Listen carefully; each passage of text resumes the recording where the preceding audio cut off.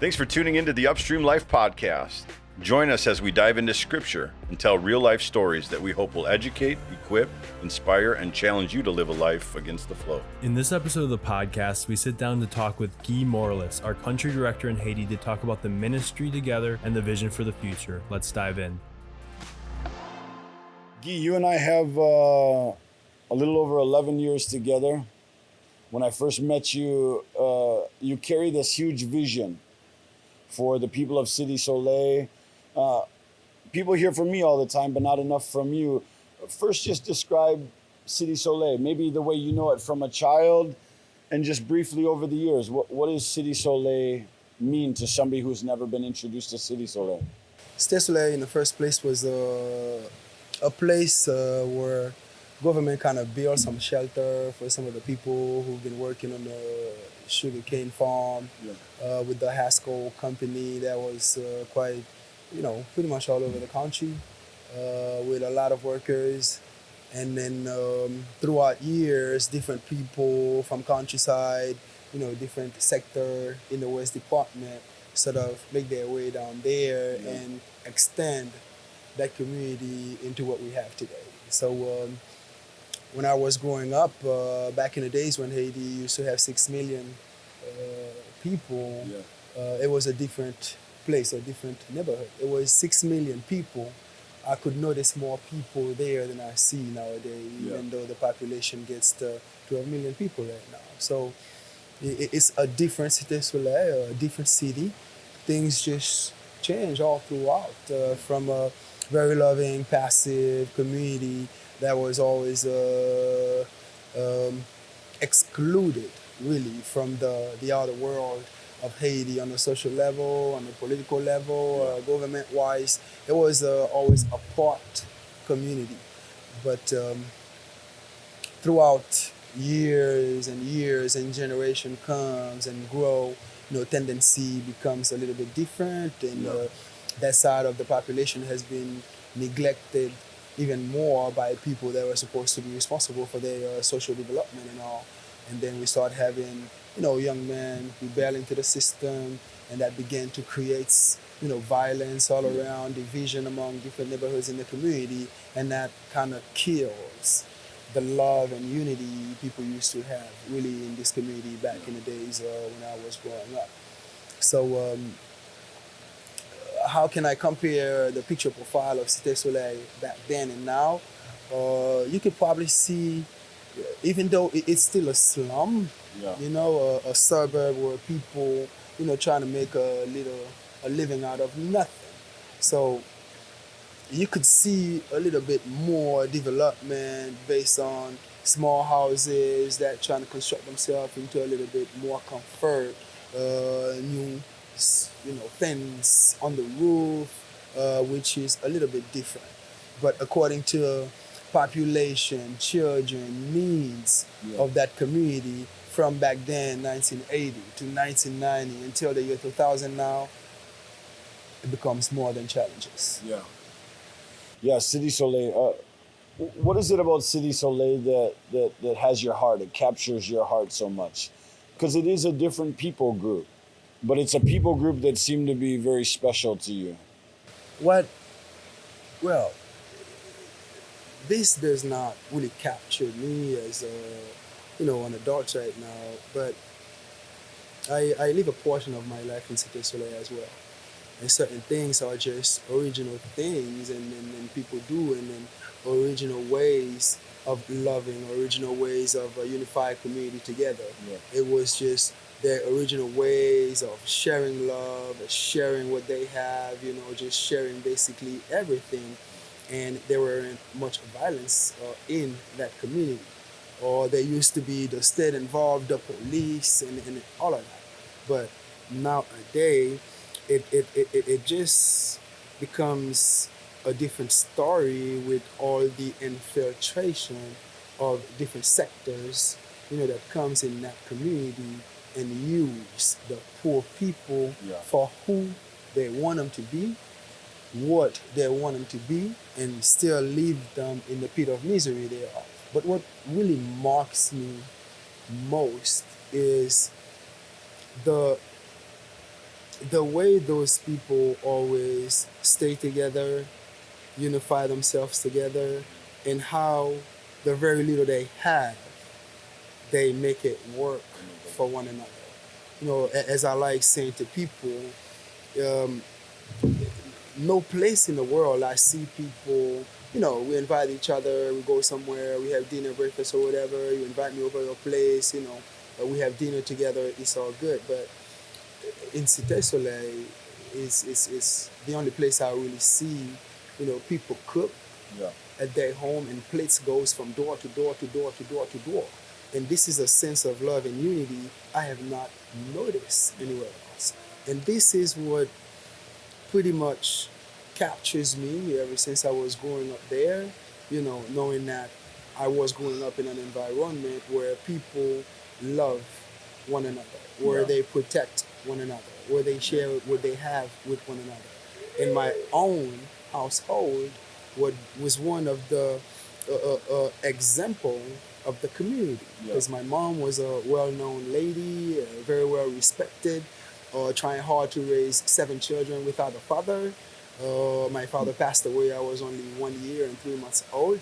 So there were a lot of good things to capture back then. Yeah. But nowadays, seeing children that, is my age, or the age I used to be 10, 11, 8 years old while I was in that community, I had much more goods, advices, example set, role models that were there for me than nowadays. Nowadays, the biggest role model is a gangster. Yeah. Because they're the one ruling, they're the one controlling, and some of the kids that are growing up just thinking, this is the right thing, for me to just be like those guys. And those guys are just result to social exclusion of a slum like Cité Soleil.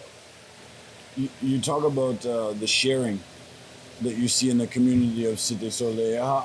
How important is sharing to the neighbor, to the people in Cité Soleil? When I think of sharing, sharing is to me is a universal thing. It's not just a Cité Soleil thing. Some places it's pretty remarkable. In some culture, it's remarkable as well. And in some culture, it's even remarkable that people don't like to share. I go places where I know, man, those brothers stingy. They don't like sharing Stingy, what they have, But in Cité Soleil, it's the other way around. You see people pretty much caring and concerned, about the neighbor, about what's going on next door. Some people don't care, some people selfish, but they are very few in 100. But although the sense of carrying a little bit of each other's burden is pretty symbolic in this community. Let's take, for instance, when someone dies and there's no family member, you become like an indigent. Yeah. And people in Cité Soleil don't like seeing indigent kids as a funeral because they think people receive their most value the day you were born and the greatest value the day you live in this earth to go wait for the sound of the trumpet. Yeah. So in that sense, you see people pretty much concerned. My children eat next door. I didn't smell anything all day. It's good for me to dress a plate of food and send it to the neighbor. And this has been, that example is still there in Cité Soleil right now. It's always amazing for me to, one, be in Cité Soleil, but also just to be a student. I get to learn so much of the many times you've taken me in there and shared your people and your culture with me. Even just yesterday, I still learn so much. And one thing that I've come to learn is behind even the happy faces and the will to get by every day, man, there's a real struggle. And when you first introduced me to the country, you shared with me that one of the greatest prides a parent has is being able to send their child to school. A lot of people in America don't understand because we have free education. You can choose to pay for school, but any child born, not only do they have school available to them, they're required to go by law. You know, if a child doesn't show up to school in America, the government will come asking you, why aren't you sending your child to school? How important maybe is school to you, but then also the community of City Soleil? School to me is important as I was taught by my parents, as I was taught by church, as I was taught by what I see as I was growing up. And one thing we hear mainly as we were growing up, man, what you want to be when you grow up? You know, how you doing with school? It's a everyday question, you know, so there's no out of the picture. Education is not a paramount thing. So I grew up, first of all, loving school. You know, I enjoy studying. You know, I enjoy, you know, being with my school friends and young people like myself that are very interested in school. And with my mom, it was always, look, this is the greatest key you can have to any doors. And I always want to say that to you. I never know how I do it myself as a widowed woman, you know, with all those children and responsibilities, school paying and all of that stuff. So let me pause you there real quick. So you're saying you were the baby of your family. Yes. That once your father passed away and your mother was a widow, the opportunity for school wasn't even there for you. There was a chance that maybe you would not even go to school. Thanks to God, I've never been exposed to the risk of not going to school, or none of my brothers and sisters. But it wasn't guaranteed. It was never, because, you know, the poor women had to struggle all the time to pay school for all of us. And I never knew any of us, you know, that was being part of a free school. And that remains a challenge for my mother. And that was one of the reasons why I always want to go to a state school, a cheap school, or whatever school, so I could ease the burden for my mom to pay school for my other brothers and sisters. And when you go to like state schools, you know, schools that are kind of, you know, you don't pay much, there you have to have a certain grade average so they keep you in that school. So I was always, you know, busting myself, trying to earn the highest grade possible so I can accomplish something in my life. Because my mom always say, look, I don't care struggle with my children. You know, I don't care struggle with my kids. I will try my best at the factory. I will try my best doing my business, my commerce, selling whatever I have to supplement for your education. But remember, that backpack and those books and uniforms I'm giving you is the greatest fortune I can ever give you in your life. This education is paramount, just like it is said in the States. My mom always said, this is the greatest thing and the biggest keys you can have in your hand, like St. Pierre gives a key to open every spiritual door. So it was always in me. I will not be somebody if I don't go through the school methodology. When you're walking through City Soleil, now I know you've walked through there so many times, but even right now when I watch you talk about education, you can still see you have that fire for education in you. When you see somebody outside of the school that doesn't have the opportunity to go to school, what does that do to your heart? It's not happening to me today alone. It was happening to me back in the days when I, you know, was a kid. In my childhood, it was always killing me, the fact that I'm in school. Most of my friends are in school, but some of my friends were never in school. And if they go to school this year, possibly mom and dad won't have enough funds to send them to school. And each household you go to, it's never been one or two children. It's always multiple children. So there have always been an education challenge inside of those houses because our governments is not really taking their responsibility, you know, to build schools, hospital, housing for people who really need it. Healthcare, there's none of that. But it's not just in the States or Canada or France that education is an obligation by the state, is an obligation by the government. We have those same kind of laws too. Our education here should be free. No children should be wandering around the streets on school hours. They have whatever they call them for students, you know, to make sure you're in class, go to those houses. Why are those children in the streets, whatever. But in reality, the state never really take responds to the majority that are unable to educate their children. So even back in the days, I felt the value of education so much. I was only a sixth grader and already being a tutor. And that tutoring class I've had, it was nothing I was doing for money. Yeah. But I took the pleasure when I come from school, I study, I do all my homeworks, and then I'm like to all my friends that are not in school, come on, class begin. And I've spent all my life doing that in Cité Soleil. And at a portion of time, I was tutoring my friends, and I was also tutoring children for money to support my mom, making enough of fun for her. Yeah. So it's not, it's not an easy task for the people in the ghetto to really embrace all the expenses and the needs possible for their children education. And that's one of the reasons why as well we have all this transformation in the community all throughout the years that are not getting better but worse. Yeah. Okay. I think we could spend a lot of time just hearing your heart about education. But I remember 2011, the earthquake had happened. There was still a lot of work being done with the earthquake. And as an American, I'm thinking earthquake, earthquake, earthquake.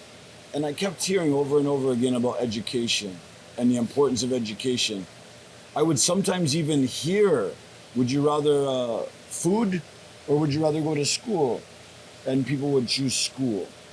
It was really through you that I learned the importance of school. So I thank you for that. When it comes to your vision for Cité Soleil, so CSCS school, it's a common school to a lot of people that might be listening. They've heard me talk about Cité Soleil school quite a bit. Tell me about some of the people that you work with and what their hopes and their dreams are for the school. Right now we have this beautiful school in the middle of the ghetto. It's slowly but surely getting built up. More kids seem to be coming all the time and more kids want to go, but there's also a lot of issues in the ghetto, a lot of problems. And even before we started recording, you were sharing with me some of the concerns. But first, tell me a little bit about that specific school, what we have today, and how people feel about that school. What we have today in Cité Soleil is a model school. Yeah. Cité Soleil schooling is getting done a little different compared to elsewhere in Haiti. It can as well be different, way back on the countryside somewhere or a different slum in town. Yeah. Why different? Everything in a community like Cité Soleil is at a certain poor level. The teachers doesn't have the same capacity. Yeah. The schools are not being built, good enough, or suitable enough to receive children. School in Haiti is not a place like you come to, you find the teachers, the books, the food, everything you need to just learn, recreate yourself and go home. Yeah. It's not like that here. It's a struggle all throughout for each and every parent, from shoe to uniforms to belt to backpacks, everything inside of that backpacks, and the everyday responsibility. And on top of that, every parents have to pay your kids' schooling on a monthly basis or a trimester basis, or one way or the other, the school will have a plan for you. And that becomes a struggle for everybody in the ghetto. Yeah. So I have a great team of people I'm working with. Those are people that struggle a lot with their education and their parents, their relatives, or whoever gives them a push with their education, has gone through a lot of struggle to push them thus far.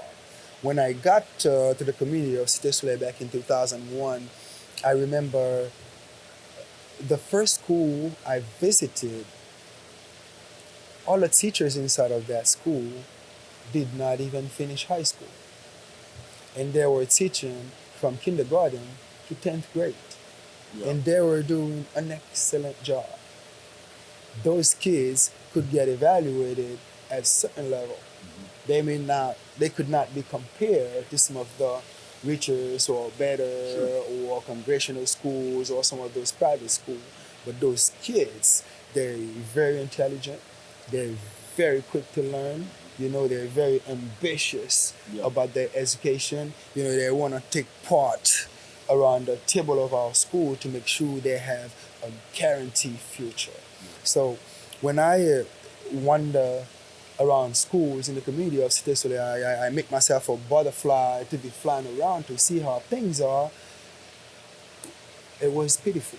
It's still pitiful right now. So the reason why I found myself the greatest team of people with the greatest will, to make this happen. And then all throughout years, we're like, we need a different school. We need a model school.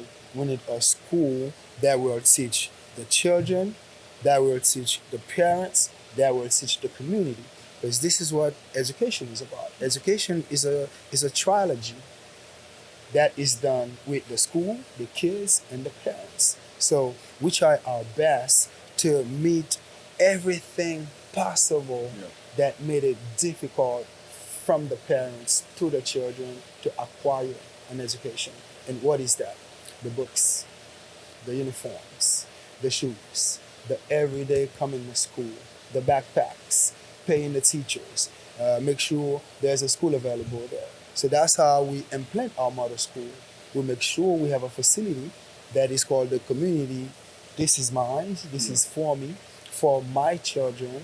We try our best finding different people like yourself, who see what we're doing is good, to pay our teachers, trying to find funding to keep printing running for the children, trying to build our schools all throughout. Just like right now we have issues, trying to build more classroom in the school to make it more comfortable for the children and to be able to take more kids off the streets of Cité Soleil to be partaking of our school, rather than watching what's going out there, wrongly, badly, the violence, the gangs and all of that. We want them to be among the Cité Soleil children, like other schools in the community that are not very many, to be keeping kids off the street so that we can offer them books rather than weapons, so that we can offer them a hot plate rather than the bad influence on the streets, so that we can offer them a tutor rather than watching the big men around the community that is trying to rebel against a system for their own inclusion. So it's not a thin affair, but all throughout years, as me and my team agree, and as we meet now and then with parents and the community to see what their visions are really, what their greatest needs are to make this happen for them, and to them, our model school should be a boarding school where we grab all these children, even take them away, from the very weird attitude of the community, so that they know if I have a child from kindergarten in this model school, and by the time my child exit 30th grade, ready for a lot of technical business, ready to go to work somewhere, help themselves to go to university level. And at some point, somebody will help them with university, like different program, like the SPARE program, or finding a different sponsor to help this specific child push on, with a certain certification. So this is what we're basically the empowerment of the vision and how we embrace, to reply to the citizen of that community about education for their children. Because the state is not doing it, NGOs and good leaders of their community are the only hope for that. Would you say that your staff is proud of their work, proud of their job? They're proud of everything. Yeah. And we are part of them as well. Me too. So I'm proud of them as well. most of our teachers, when we met them, some of them had issues. Some of them had problems with continuing their education. But nowadays, for over 15 years of experience, all of our teachers are certified. Yeah. we didn't have one teacher that, were graduated from high school. And ever since we implement our model school, we make sure our teachers teach in the morning and go to school themselves in the afternoon. And today we have all kind of certified people in there. I've been with you enough times to have a small understanding of the environment they work in, and it just inspires me to see that in spite of the violence, the suffering, the hardship, that they still show up to work with a smile. Now, I know some days are harder than others, but they maintain that. You can see that they understand the vision and that they're not just there for a paycheck because the paycheck is too small. They're there for the kids and for the hope that they provide for those kids. Can you do me a favor real quick? You have to understand some people in the States have no idea what even makes up a school in Haiti. Can you just give us kind of the bullet points of what it takes to be a school, to be able to actually give children an education, meaning something that the government will see? What are the bullet points and sometimes what are the costs of being able to be a school? So if I wanted to start a school tomorrow in Haiti, what would I have to do? It takes a lot of energy. It takes a lot of study. It takes a lot of community learning. It takes a lot of leadership. It takes a lot of patience, and it takes a lot of observation. Yeah. It takes a lot of listening. Once you've done all that, you probably realize how much it will cost you. Back in the days when we had a structure in mind about our community school, actually inflation in Haiti was not this much. Our school construction could only cost us $150,000. Nowadays we run the same estimation with the same concept school. You see, we're close to 250,000. So all throughout years, never imagine how much it would cost. And this is just for the building. Yes. But one thing I knew, I needed a space that can be called a community space. And the houses that my mom had around the community, my grandpa, I made them available. I began to buy small rooms around that area to make this big perimeter as a school for the kids. If you would ask me to go through my accounting to see how much we spent already, I can tell you we're over $100,000. Okay. Just to get the land, the space to build. We acquired it. Well, we're still buying space as we're speaking, but on space level, on space thought, we bought space for about $50,000 already. So you have that. You have the land and the building. What does it take to? How many teachers per classroom? Typically, just one teacher per classroom. But how many students? When do you have too many students for one teacher, and you need to maybe add a teacher for a grade? From kindergarten up, classrooms are very more crowded. And there's one rule at our school: if you fail, you out, because too many children wants to be in your seat. Yeah. So there just isn't time for a child that's not putting in the work to pass the grade. Because if he's there, he's taking the seat away from somebody. There's a seat. There's not enough seats. There's somebody not enough outside. Classrooms. Yeah. Yes. There's somebody outside the gate that says, if I have that seat, I'll work hard. Yes. Yeah. Definitely. And if any child proves that child stay there until further education and until you keep passing and acquire your grade, we will help you aim the education you want. So that's what the goal is. So one of the biggest vision that the population itself proposed to my vision for the community is as violence grows in that community, conflict and division among neighborhoods, and how politicians, the private sector use the poor in the community, they want to have a boarding school. A boarding school means They want to take their children away from all this mess, all those bullets, all those violence, because they know this is a model school that guarantees their child education. Yeah. So due to that belief and the kind of work they see us doing over years, it's like all they hope is, wow, CSCS is my only hope for my child to succeed. So as the violence go, killing, shooting, accidents, it's never really the bad boys that are being victims. It's always innocent people, children, that are being victim of all that violence. So the reality is, at a point of time, people are like, I don't want to see my children here. It's just like, as we speak, everybody in the ghetto is trying to find a relative, a foster home for their children. Someone who would say, okay, your child can live with me while going to school, whatever, just to keep away from that community. So it was, despite an unfinished school and building that we have, now the population believes so much in what they find as benefits for their children.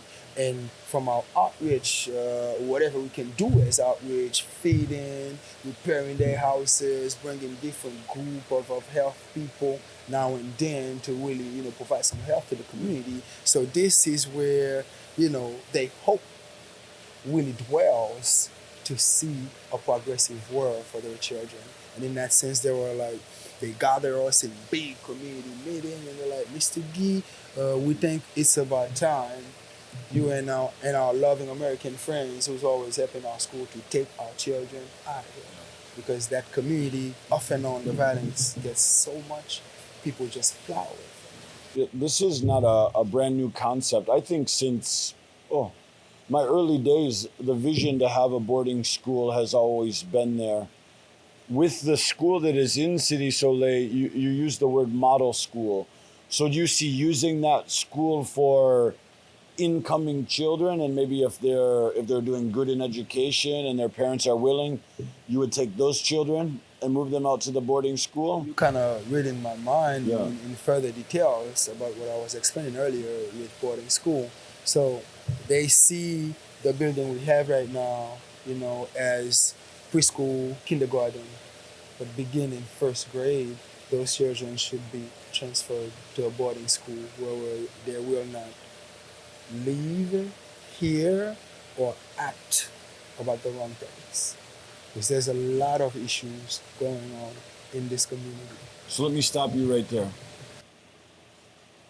You've seen many children raised in Cité Soleil, even ones that are getting an education because of the environment they grow up in. Even with that education, the pull of the streets, the pull of the environment that's always around them, are you saying that we sometimes just lose them to the streets even with this education? Young boys, young girls, yeah. Yeah. Sometimes we I've lose seen- those children. I've seen it with some of my favorites. Once they become old enough for the young men to call on or the young ladies to get out into the streets, And that's their one education of the, becomes that's one of a... the saddest, cases that pretty much brings the school concept and the community concept together into a boarding school. Yeah. Oftentimes, our young girls who are supposed to be in class, boom, next time we notice them, big belly, lack of education. Sometimes some of the young men that are being lazy in class, not willing to work, next thing you know, we see them on the streets, they're walking behind a soldier. Next year, we see them carrying a big gun. So sometimes we lost the battle. Most of the times, we win it. I've always seen the need for... You got a big fish jumping back there. I've always seen the need for a boarding school too. Right now, I want to focus our attention on school capacity. As we are building the school, even if it's the younger kids, preschool, maybe all those rooms could turn into classrooms for the younger children, whatever. In the community that we serve, I still notice that there's a lot of kids outside the gates of the school. What is that like every year? Is there a process? How do you decide who gets a seat at the table? Who gets to go to school that year? That is always a tough decision every year. You know, if I have a home with 4 bedrooms, I can't have 50 people in it. You understand that? So our capacity moved from over years from 150 to 200 to 250. Now we're close to 300. So each time we can't meet the budget for a child, it's sad, but we have to say no. But if we don't see that child's, teacher salary, if we don't see that child's food for the year, if we don't see that child's uniforms, backpacks, or anything like that, it's sad, but we have to say no. Let me ask you this question. When you see a child outside the gates of the school, you know what opportunity there is for them in the school. Sometimes it's just a lack of money. It's a lack of resources to be able to provide that child an opportunity in the school. What does that do to you? For me, it makes me crazy because I live in a country where my meal some days I could put it aside and give a child an opportunity to go to school. Now I know not everybody gets to walk in Cité Soleil, but help me share that part, that importance of a child and what that child hears from outside the gates, what that child would love to have the opportunity to sit inside the school, and just a little bit it would take to be able to get them in there.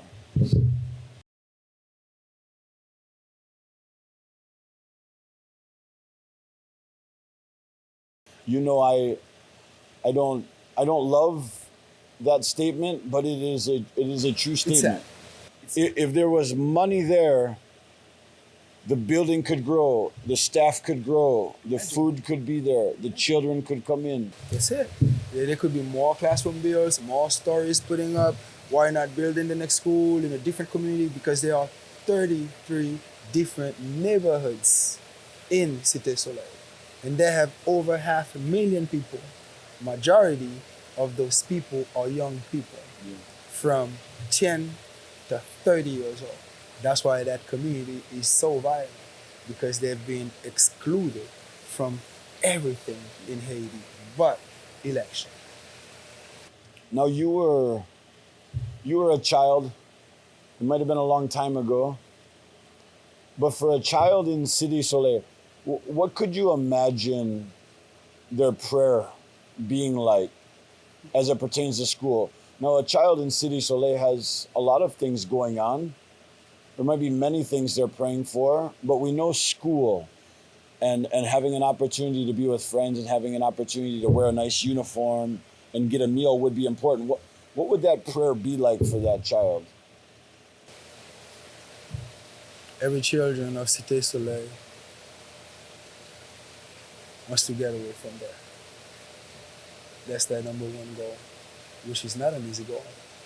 That's why as they move on from primary school to junior high to high school with us, some of them are kind of, how teenagers kind of, Mom, I want to be able to bring my friends home. I don't want to live around here no more. Too much violence. People trying to get to know where I live.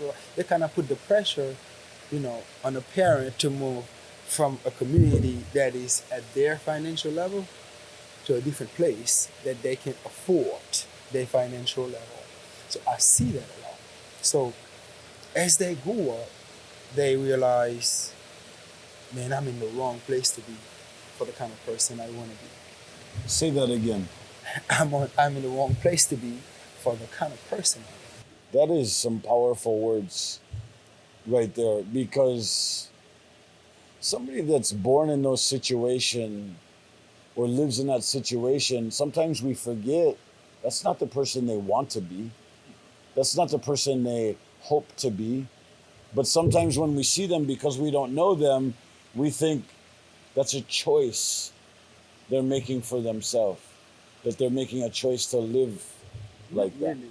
No, I know. Not really. I don't think any one of us really make a choice on how we want to live, you know. Our parents, as we grow, making choices for us to make sure we have a well set and educated child. We make sure that our children came out to be someone in society, you know, with their head up, you know, keeping high, you know, with a very bright future ahead of them. But what you ought to be also has a spiritual sense for it. Yeah. Because we don't really choose who we want to be. You know, God has a plan for us to be that person we ought to be. Some people will call it destiny or whatever. You know, I don't want to get into that, you know, mixture of philosophy. But every children in Cité Soleil wants to become somebody. Even those who wants to become a gangster, they see that gangster, something is attractive to them about being a gangster. That's the minimum example.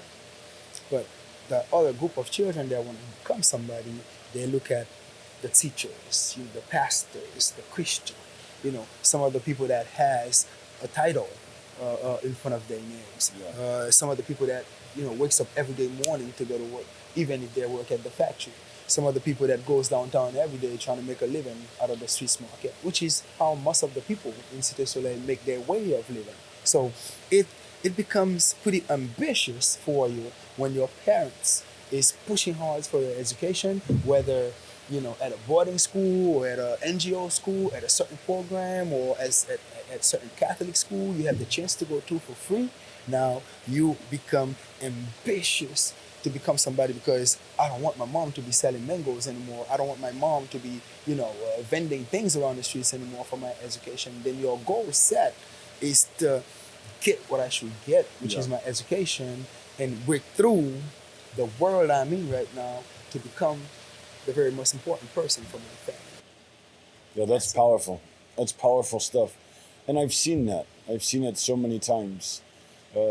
It's not a lack of work ethic. The Haitian people, the Haitian kids are willing to work for it. Just like anywhere else, there's some that don't, there's some that are lazy, but for the most part, they want it. And guys like you are making opportunities for them. But even guys like you that want to make as many opportunities as you can, your hands get tied by how much money, how much resources, how many people there are to help you. So in simple ways, when people are watching this, how can people help you provide opportunities for others? How can people help you make your vision come to life? People don't need to help me. I don't need people's help. God can help me. Yeah. I need people to take time looking at anything we have available with any partnership, anything on the social media, any videos we made, you know, anything we can share about our school, anything to update about what we're doing. Listen well,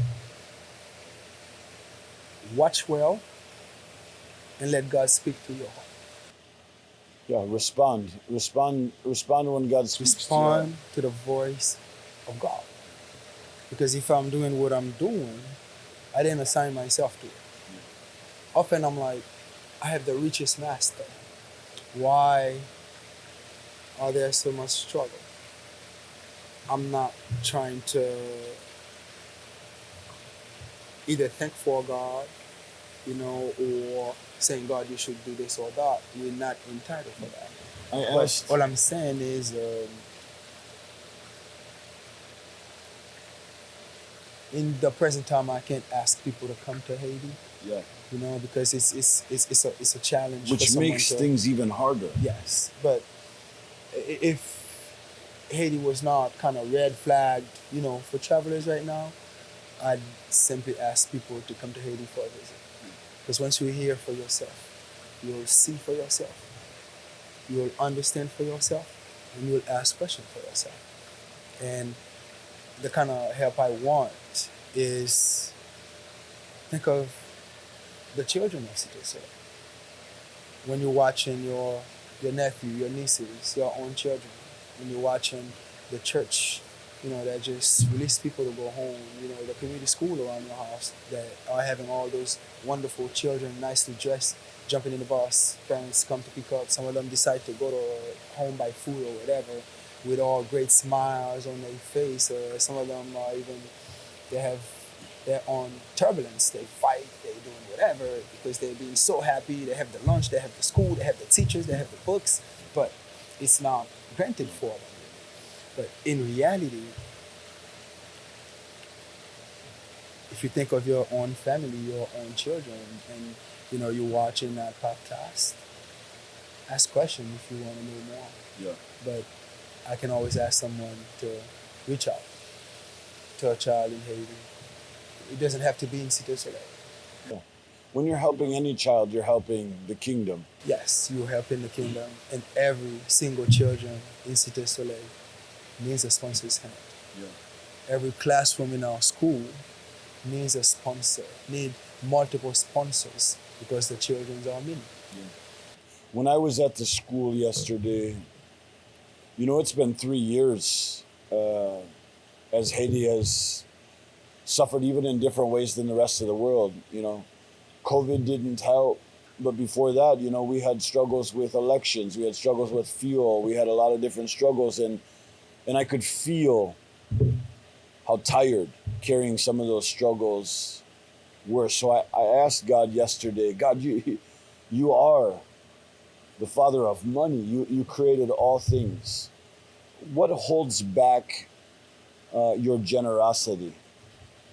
And God just simply said, I never hold back my generosity. My generosity is held back by lack of obedience. Sometimes we just forget that everything that has been given to us belongs to Him. And that one of His commandments is to love others as we would want to be loved. And I know it's very difficult for people to imagine being born to Cité Soleil or to be born to a country like Haiti. But had they been born here, they would hope that someone would share with them, that someone would say, I see and I hear you, and what God has given me, I want to share. Because you started this message off by talking about the sharing of the people of Haiti. And I would have to believe that if the situation was reversed, it would be the Haitian people that would help us if we were in trouble, if we were having a hard time. Because I have seen people that have far less than I do be willing to give even more than I can. It's my hope and my desire that people continue to support our work. But I agree with you. I just want to see people support any of God's work. I'm not jealous just for our own work or the work that you have that you let me share with you. I just want to see the heart of all mankind and Americans receive the joy of what it is like to give and what it's like to share. What would you say? I captured your vision on the boarding school. As far as right now, what would you say are some of the most immediate needs of the school that we have and the community that you serve?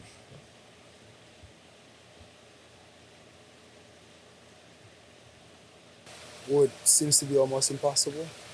Security. Security. Peace between the neighborhoods. Everything else has challenges. God can solve it. We can solve it.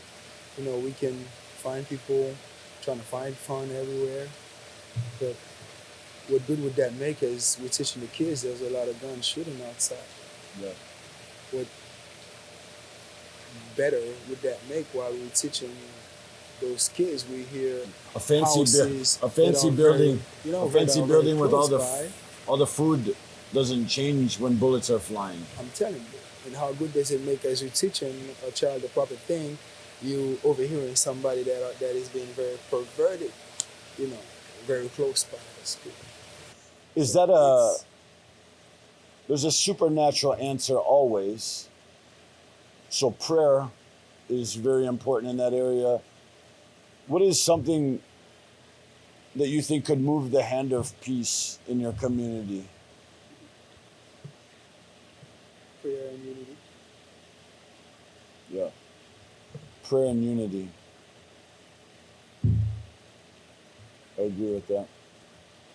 I think that can bring peace to Soleil. Do you think there would ever be a day where City Soleil would rise out of the ashes and be a part of this country's leadership? Soleil wants this right now, Yeah. but they cannot, because they are controlled by gunmen, and those gunmen are being placed there to control them. To keep quiet, to stay poor, to die hungry, to die uneducated, because they want them only when they are election.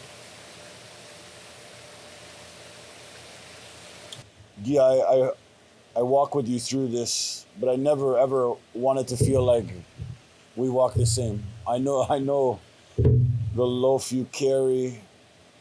I know I only get small parts and pieces. Even when I lived here, I still lived here as an American man outside of the community. But in my spirit, I fight alongside you. Is there any final words, closing words? I know you're always grateful. I know in this you're also very thankful for where we've been brought to. And there may be a time where there will always be a need. But if there's a final word that you have right now, what would that be? Our needs are a lot.